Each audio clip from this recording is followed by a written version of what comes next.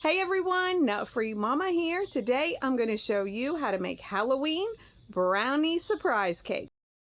Okay, let's start off with our ingredients. First you need a box of brownie mix. I'm doing the 13 by 9 family size, and I did the dark chocolate. You can do whatever kind you like. And the ingredients to make it per back of the box, and then some kind of cookie cutter. I'm using a bat because I think it's going to be so cute. Then you need some cake mix. I'm using yellow. You could use white, any color you want, because I'm going to make mine orange. So I'm hoping with a little bit of yellow and red food coloring, we'll have an orange cake here. And the ingredients that it calls for per back of the box to make that as well. And then some frosting. I'm using white, and I am going to dye it this green color that I think looks kind of like Halloween because it's cute. And then I'm also going to use some orange sanding sugar, and then I have some cool sprinkles in here that have little ghosts and different things like that on it.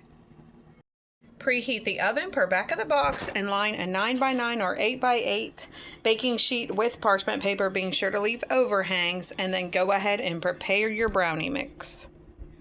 Spread your brownie batter into your prepared pan and bake it per back of the box. My brownies are out of the oven, and I did let them cool on the oven for about 20 minutes, and then I stuck them in the refrigerator for about 40 minutes because you do want them to be cooled off.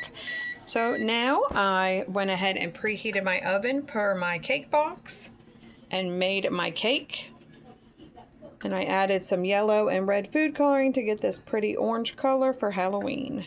And now I'm going to cut out my bats out of my brownies.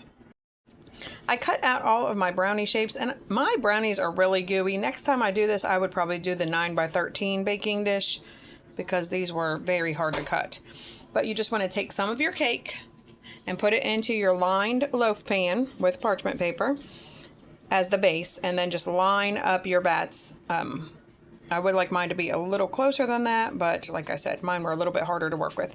So now we are just going to pour the rest of our batter over top of these. All right, my batter is poured over top, and I spread it with a spatula. Now I'm going to cook these at 350 for 40 minutes. My cake came out of the oven, and I just let it cool on a cooling rack for about 20 minutes. And now I am going to get the frosting ready. I just scooped out about half of the frosting into a bowl and added my green food coloring and gave it a good stir. And you can heat it up in the microwave if yours is too thick. Mine has a pretty good consistency right here.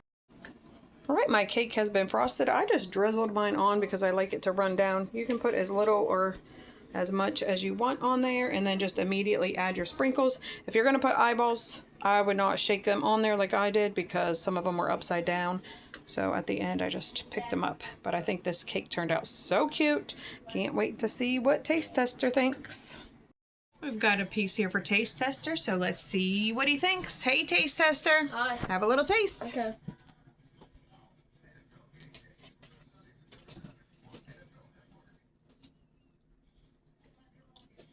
That's good. Do you like it? Yeah. All right, everyone, come back and see us again. Don't forget to like and subscribe. Subscribe. Bye. Bye.